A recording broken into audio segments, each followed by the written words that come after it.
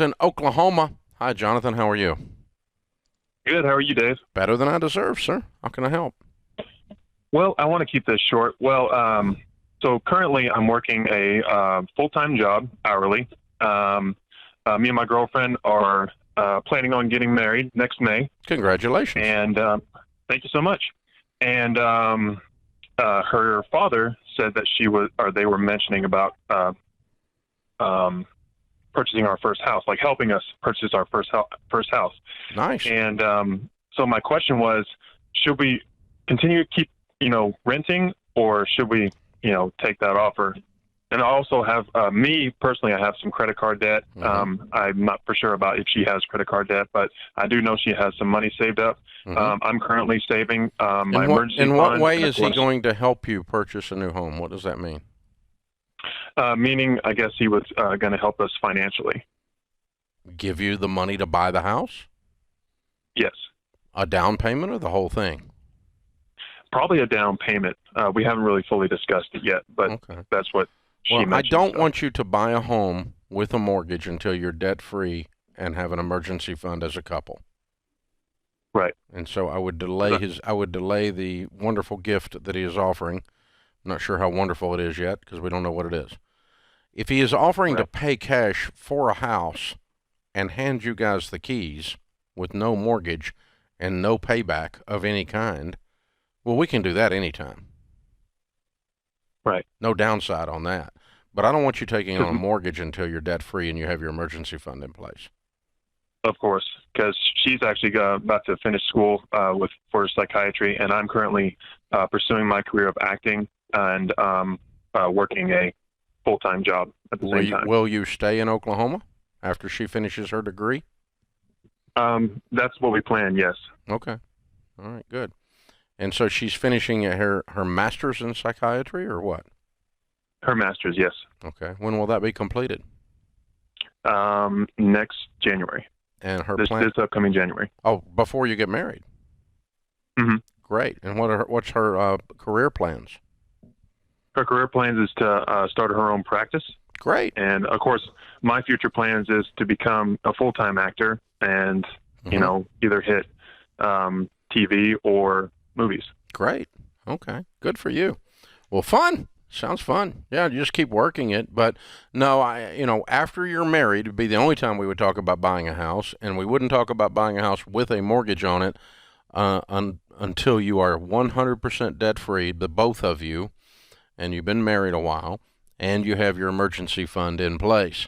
Now, if after you're married he wants to write a check and hand you the keys to the house, that's a wonderful gift. No downside to that puppy, as long as there's no strings attached. And him writing a check and buying a house and you paying him back, nope, that's a mortgage. We're not doing that. Don't ever do that anyway. Michael's in California. Hey, Michael, welcome to the Dave Ramsey Show. Hey, Dave, thank you so much for having me on. I appreciate it. Absolutely. How can I help? So, me and my wife just got married last month. It was actually a month yesterday, and she had a car that she was driving because she lives at home, and her dad paid for it, made the payments on it. Well, he just talked to her today and is asking her to make the payments on it now. And I knew I should have talked to him about this before we got married. I don't want to take on any more debt, but the issue is I know I had spoken with my wife even before we got married, and I said I would have been willing to make those payments on the car once we got married, but we want to be debt free. We have $1,000 in an emergency fund already. We're in baby steps. Is she driving the car? Yes, correct. She is driving the car. Okay. And it's in his name? The car is in his name. The loan is in his name. Okay. Tell him, thank you for the offer. No, we want to sell the car. So, don't make any payments on it. Don't. So what? Because we'd be better off. I don't want to take over these payments, and no, you shouldn't have to pay the payments. But we're getting out of debt. We don't want to get further into debt, and taking on the responsibility of these payments is like me going and buying a car on car payments while I'm trying to get out of debt. And so, I'm not going to do that. Another car on debt. So. Yeah, I'm not going to do that. And so And we understand that this, this is what happened up until this point. But as of today, we're married, and you're asking us to take them over, and our answer is no, we don't want to. So let's work together and let's get this car sold. And so the original deal before you got married was he bought his daughter a car in his name, letting her use it. And who was paying the payments then? He was. Correct. Okay. And so that was the original deal. And the only difference is you've gotten married and he wants you to take over the payments, which is a reasonable request. Right? Right. Okay. Yep. But what I'm trying to think through here is if the car is upside down, I guess he owes that money. Yeah, I don't know if the car is or not. I'd have to look at the Kelly Blue Book value and what he owes on it. Yeah. That I don't know. How expensive a vehicle is it? It's a 2010 Honda Civic, so my guess is it's worth anywhere between $5,000 and $7,000 or something like that. And if you were to guess what's owed on it? I did see paperwork on it before we got married because I was still curious about it at the time. I think it was a little over $5,000. Okay, so maybe it's not upside down. It might not be, no. Okay, good. That's good news because I don't want him to get hurt with this. He just bought his daughter a car. It's in his name. He paid the payments, and now he's going to sell the car, and the deal's over. He's not hurt. Right. And you don't take over the payments, and you're not hurt. Right. The only issue is my wife might be hurt not having her car, but I have my car that I don't drive every day for work because I have a work vehicle. So she can drive that car, and you guys can save up some money right quick and buy her a car with cash. Yeah, that's what I'm thinking. So what's your household income? With her and me, probably about, I'd say between 85, 90 a year.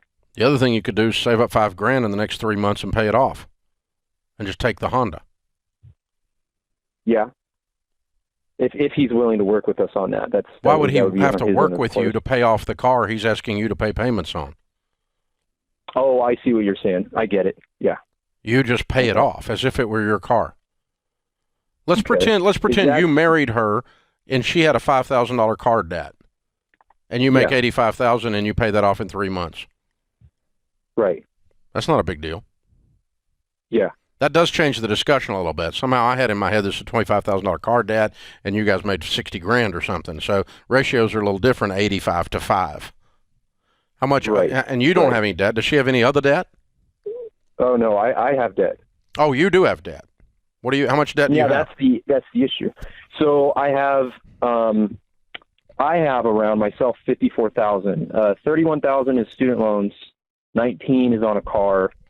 And then I have about 3,500 on a stupid 401k loan that I did stupidly.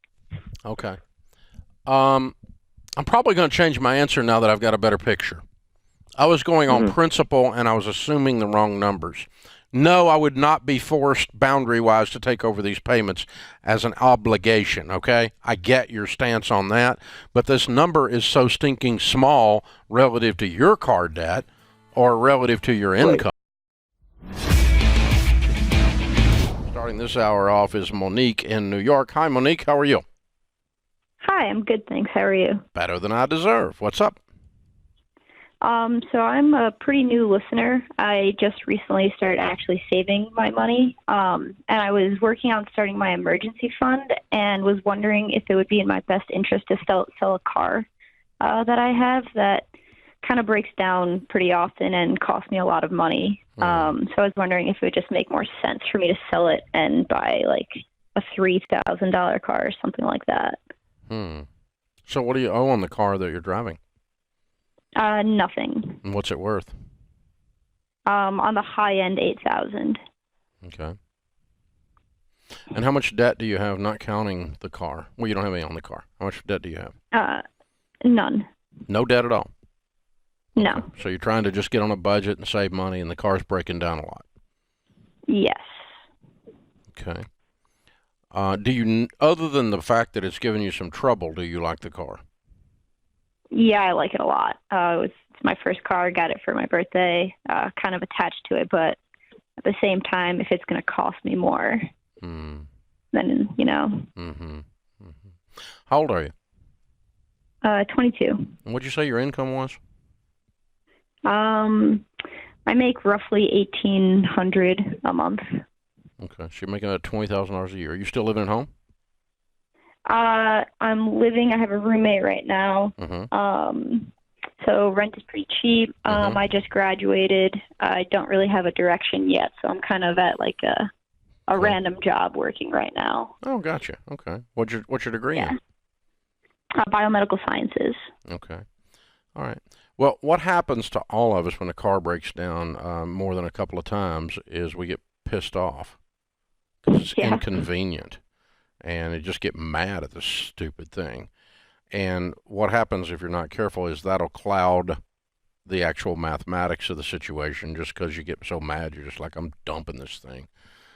So what I would do is to get past that a little bit, I would go back and itemize and make a list of the actual dollars that you have spent on the car in the last 12 months. It's well over 10,000. That's not only 12 months then, but overall the car has cost me over 10,000. You've written that down and itemized that. I've calculated I've kept the receipts from the mechanics and stuff. You spent $10,000 on an $8,000 car. What in the world went wrong with this car? Yeah, I did have it new. It started having trouble from the beginning. So in the beginning it made sense, but then it kind of added up, and it's not making as much sense to me anymore. How long have you had the car? It's a 2012, so 7 years. Okay, all right. And how much have you spent on it in the last 12 months? 2,000. Okay, that's more. 2,500 roughly, yeah. Okay, but you're saying 10,000 since 2012. Yes. Okay, all right. Because I thought, my God, you just had to rebuild the whole car a second. I didn't know what you're talking about, but it feels like that sometimes. Yeah. Okay, what kind of car is it? It's a Jeep. Which one? A Patriot. Okay. I just hadn't read anything about them being a piece of junk, but okay. Nobody told me that until after I had the car. Oh, so. people, I haven't read that. You've read that somewhere, or just had people say that? I've had many people when I tell them that I have Jeeps just say, "Wow, that's." I'm so sorry. Yeah. Yeah. Okay. Exactly. Well, I mean, here's the thing. I have had I've got kids that are 10 years older than you, and if one of them was your age and was in your exact situation, I might say, yeah, go ahead and sell the car. But no, I would not buy a $3,000 car. You have $8,000 from the proceeds of this car. I would buy a nice, solid, dependable that you've researched and you've had a mechanic look at for you before you buy it car for $8,000. Okay. My only concern with that is that I don't have a job lined up, so I was hoping to save a little bit more to give myself more cushion. Well, you're making $1,800 a month, and you don't have heavy expenses, so you do have a job. It's just not the job. Correct. Okay, so you're going to be fine. I mean, if you want to move down to a $7,000 car and put $1,000 in the bank, that's fine. But you don't, you don't have any payments, and you work an extra job if you want to build up some money for savings. I don't want a 22-year-old single lady going down into a piece of junk when you don't have to. Okay. You don't have to in this situation. If you told me you had $8,000 owed on it, I might move you into a $1,000 hoopty temporarily and just tell you to get out there and scrape and grind and get after it. But I really wouldn't. I mean, I'd get you in a nice, solid car that's dependable, and you can get a lot of car for $8,000 if you watch what you're doing, or $7,000. So I think you're through with this car emotionally, and it sounds like it's got a bad reputation. You've researched that out. So research out something like a little Honda Accord or something that's got a good reputation, and get you the best one you can get, something like that for driving stock for the next 2 or 3 years. And you don't have to keep a car your whole life. It's just not a necessity. So, hey, thanks for the call.